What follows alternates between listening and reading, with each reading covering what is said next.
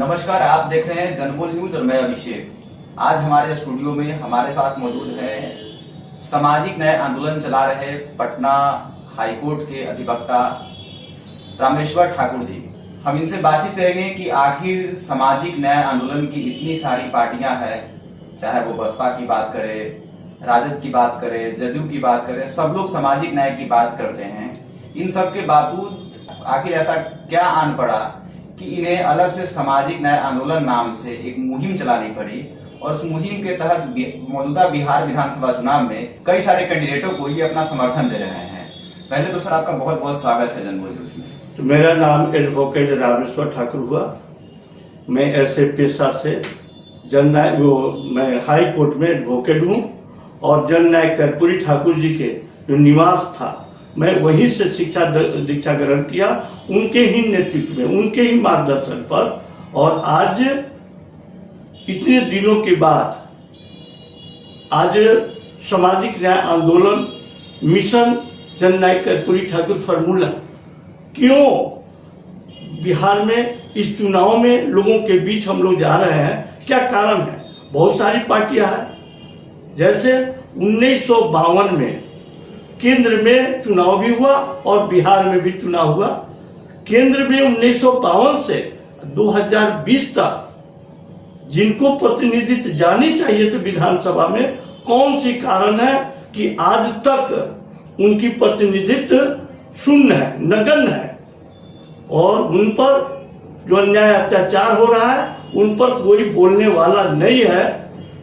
तो ये महापुरुष लोगों का देन है कि जो संविधान में भी हमको अधिकार दिए थे, संविधान के द्वारा दिया गया था। आर्टिकल 332 कहता है कि जनसंख्या के अनुपात में प्रतिनिधित्व टोटल भारत में जनसंख्या, टोटल भारत में प्रतिनिधित्व का जनसंख्या यानी एमएलए की जनसंख्या 4120 है, जिसमें बाबा साहब द्वारा व्यवस्थित एससी एसटी के लिए 1082 सीटें हैं।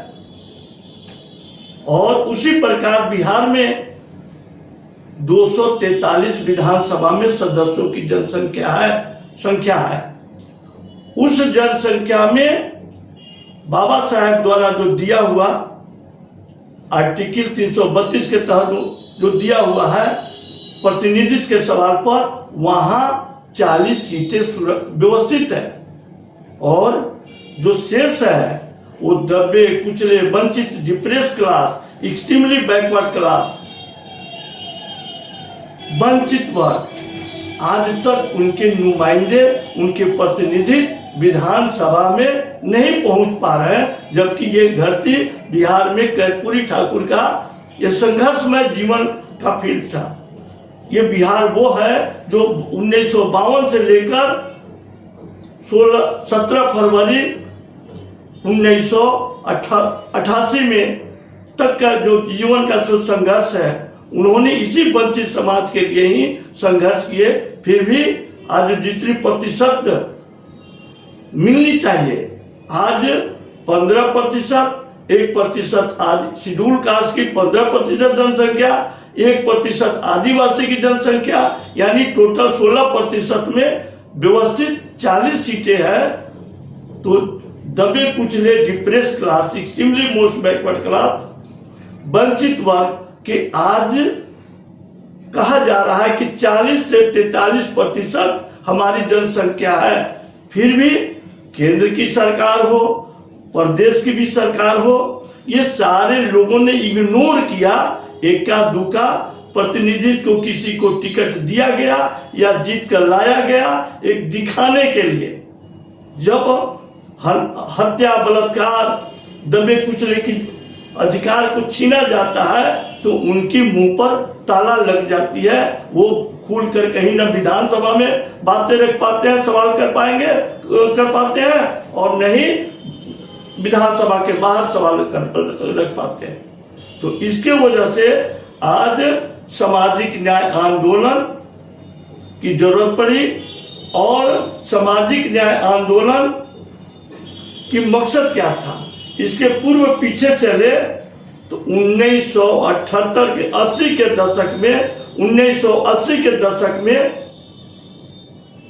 मानवर काशीराम साहब ने एक कार्यक्रम रखे थे बुद्धिजीवी का, विद्वानों का, जिसमें 1980 के दशक में हरियाणा में बुद्धिजीवी, वैज्ञानिक, प्रोफेसर, डॉक्टर्स, सारे लोगों, जिसमें 15,000 वैज्ञानिक लोग थे, 5,000 PhD डिग्रीधारी लोग भी थे और 7,000 प्रोफेसर, मजिस्ट्रेट रैंक के ग्रेजुएट स्तर के वो विद्वान लोग थे, प्रोफेसर लोग थे और 3,000 के एवरेज MBBS डॉक्टर लोग थे।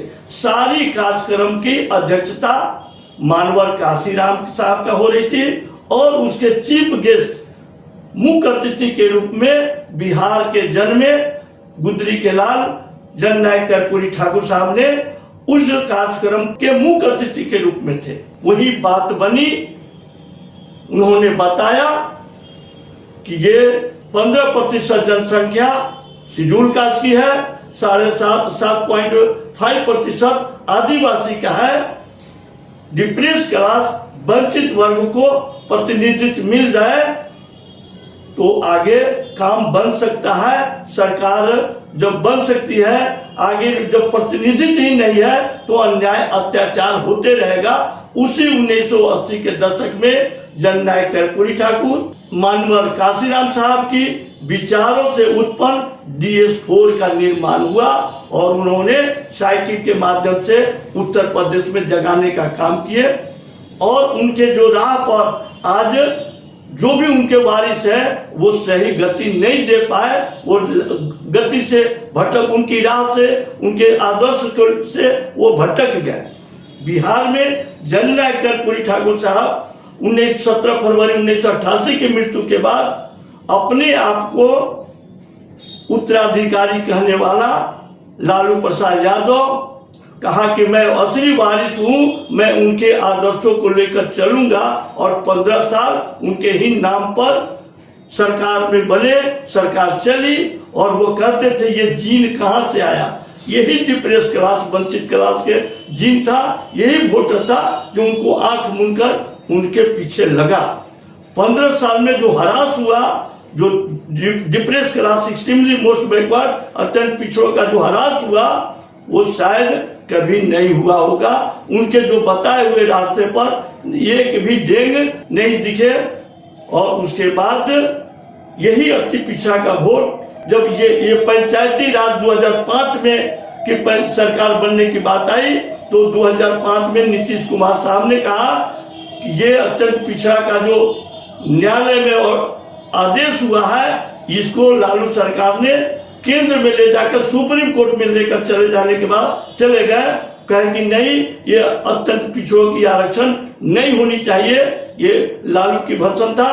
और नीतीश कुमार ने कहा कि मेरी सरकार बन जाएगी तो मैं उस केस को विड्रॉ करके लाऊंगा और मैं पंचायती राज में रिजर्वेशन दूंगा। जननायक कर्पूरी ठाकुर जिस समाज से आते थे, दबे कुचले वंचित वर्ग को, उनको मैं पंचायती राज में दूंगा और सरकार बनी। नीतीश सरकार ने वो काम तो किए, फिर भी आज वही अति पिछड़ा का जीन उनसे क्यों खड़क रहा है, क्यों मुंह छुपाया हुआ है, क्यों नहीं बोल रहा है चौक चौराहे पर, क्यों नाखुश है, ये कभी नीतीश कुमार साहब ने झंकने का काम, देखने का काम नहीं किया, क्योंकि उनकी नीयत में खोट आ गई। बड़े दबंग जातिया को एनेक्चर 1 में अत्यंत पिछड़ा वर्ग कमीशन के माध्यम से और हाई कोर्ट के माध्यम से ये थोप दिया गया अत्यंत पिछड़ों के बीच, जिसकी वजह से आज अत्यंत पिछड़ा हम लोग सुप्रीम कोर्ट तक गए हैं कि ये दबंग समाज के जो लोग हैं, जनसंख्या वाली जो है, वो ये सारा हिस्सा लूट लेगा, छीन लेगा, ये कमजोर तबका वंचित रह जाएंगे। इसके वजह से हम लोग भी उनके काउंटर करने के लिए सुप्रीम कोर्ट भी गए हैं और यही चुनाव है ताकि हमारे लोग मुंह पर ताला लगाकर बैठे हुए हैं। और आज केंद्र की सरकार भी 2 अक्टूबर 2017 को महामहिम राष्ट्रपति रामनाथ कोविंद साहब के नेतृत्व में एक कमीशन गठित हुई है जिसका नाम है रोहिणी कमीशन। रोहिणी कमीशन की जो टीम बनी कि ब्रॉड ओबीसी जो केंद्र में लागू है, कब बनी? 2 अक्टूबर 2017 को। याद क्या कारण है, कौन सी नीयत में खोट पड़ी है जिसके वजह से आज तक वो लागू नहीं कर पा रहे हैं? क्योंकि इसके पूर्व 2 कमीशन बनी, एक काका कालेलकर कमीशन और दूसरी बीपी मंडल साहब की कमीशन। ये दोनों कमीशन के जो सदस्य थे उन्होंने कहा कि बड़ी मछली और छोटी मछली एक तालाब में एक साथ नहीं रह सकती है। उसके लिए उन्होंने अलग वर्गीकरण की उस कमीशन में अपनी रिपोर्ट दिए और मंडल कमीशन में भी एल.आर. नायक साहब ने भी उसमें भी रिपोर्ट दिए कि नहीं, ये बड़ी मछली छोटी मछली एक साथ नहीं रह सकती है, ये वर्गीकरण करके लागू होना चाहिए। उस घटना 90 के दशक के मैं ले जाऊं 1 मिनट, क्योंकि 7 अगस्त को शाम में रामविलास पासवान साहब और पीए कृष्णन साहब और बीपी साहब के बीच में रात में 7 अगस्त को वार्ता होती है कि इसमें मैं क्या करूं। ये रामविलास पासवान ने थोड़ा भी डायरेक्शन बीपी सिंह साहब को नहीं दिया गया कि इसको वर्गीकरण करके लागू कीजिए। कमीशन में रिपोर्ट आया है और वो खामियाजा आज हम लोग भुगत रहे हैं और लागू हुई। सुप्रीम कोर्ट भी मामला गया, बल्कि वर्गीकरण होकर गया रहता तो आज केंद्र में महामहिम राष्ट्रपति महोदय का क्या जरूरत पड़ा कि आज तीसरी ओबीसी की कमीशन गठित हुई है। उसमें भी आज दिल में खोट है। जो 2 अक्टूबर 2017 को कमीशन बनी और आज तक पेंडिंग है और टाइम लेकर 31 जनवरी 2021 तक टाइम लिया गया।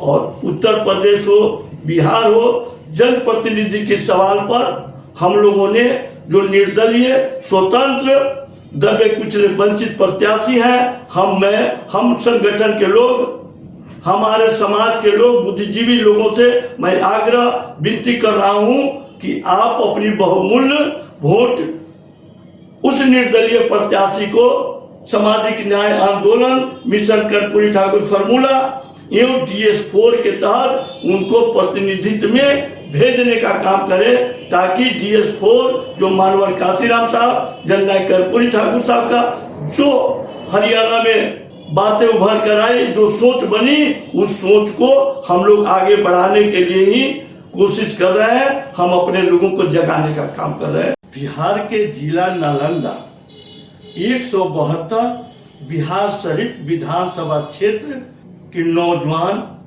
साथी रवि रंजन कुमार साहब बिहार विधानसभा के प्रत्याशी के रूप में चुनाव लड़ रहे हैं। उनका चुनाव चिन्ह चक्र हलदर छाप है। मैं तमाम बुद्धिजीवी से अपील कर रहा हूं कि अगर मानवर काशीराम साहब, जननायक कर्पूरी ठाकुर के जो सपने हैं प्रतिनिधित्व के सवाल पर, क्योंकि जो शून्य है प्रतिनिधित्व, इसके लिए मैं आह्वान कर रहा हूं कि प्रतिनिधित्व ही नहीं जाएंगे तो आपकी आवाज कौन उठा पाएगा। इसीलिए रवि रंजन कुमार साहब का चुनाव चिन्ह चक्र हलदर छाप पर बटन दबाकर भारी मतों से विजयी बनाए, ताकि वो सपने मानवर काशीराम साहब, जननायक कर्पूरी ठाकुर का जो सपना है वो आवाज बनने के लिए ही उत्तर विधानसभा बिहार शरीफ विधानसभा क्षेत्र से भारी बहुमत से जिताने का मैं अपील करता हूं कि आह्वान कर रहा हूं।